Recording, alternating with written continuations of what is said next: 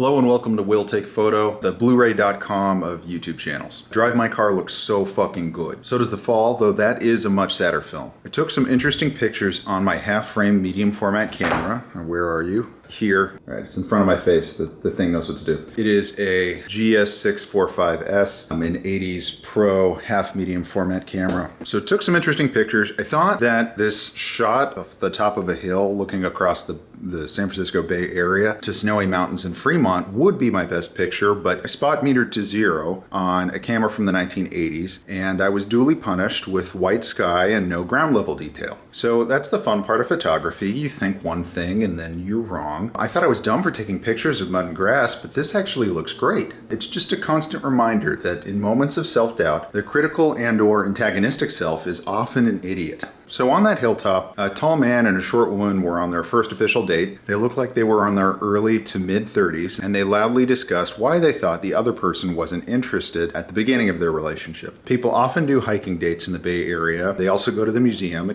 I find it somewhat bewildering that people will commit to a 4-hour activity right out the gate, but they do. Maybe it's to look smart or grounded. I know I've certainly done both. I once got lost in the dark at Point Reyes with a young woman for 5 hours. We drove back to San Francisco starving in my Nissan Juke. I was then, as I am now, a clown car enthusiast. By the time we got back and managed to order dinner, I was so obviously out of sorts that she didn't know what to do, but repeatedly asked if I was okay and warned me not to do hikes that I wasn't physically prepared for. And in case you struggled with the context clues here, I was not prepared for that hike. Oh, going down. I'm tired. So after dropping her off, I struggled to stay awake on my hour-long drive down the peninsula, and I no longer remember whether or not I showered before bed. So the dynamic range of my Velvia slide film was, as a more experienced film photographer could have told me, not so hot. I alternated between Fuji Pro and Velvia, both buckled under the hot white overcast sky, but my ground shots of plant life really pop in the low depth of field, low shutter speed environment. This camera has a leaf shutter that only goes to about 1/500th of a second, and the lens itself isn't all that bright at f4. Some of the nature photos have an ethereal look as a result of unintended handshake. A tripod would certainly help, but I refuse to hike with one without a really good reason to. And frankly, I have the technology to take better photos. It's just called not moving my hands, or as the gamers in my day said, getting good. Man, an old Nikon FG is literally twice as fast, both in exposure times and aperture, and I think the lenses I have for mine are sharper too. While learning how to reload this thing, I exposed all the cool Sunday Skyline Drive pictures from our first and only snowfall in over 20 years. I'm showing you these spring photos from my A7R4, which you'll notice aren't burnt white, because this aspect of digital photography is idiot-proof. I would talk about this shoot more, but thinking about these lost moments fills me with a rage as hot as my fucked up film.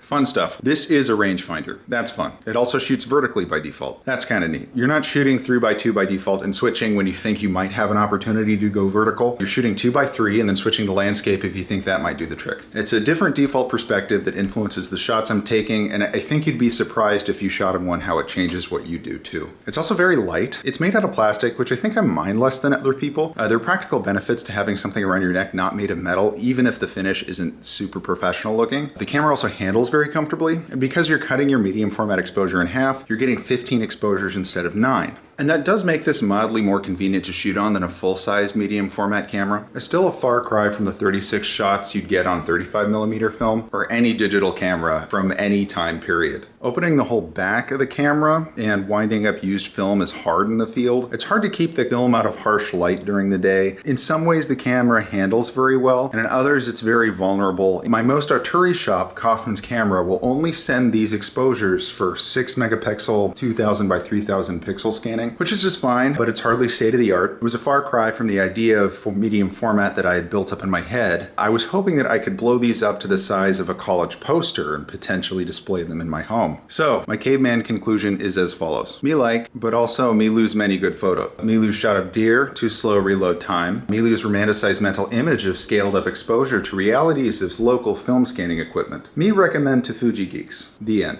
Thank you for watching. If you did in fact enjoy this dumb video, please like and/or subscribe. I have no infrastructure beyond that to sell you on, but I really appreciate it. I enjoy taking pictures, and I hope you liked some of them today. Bye.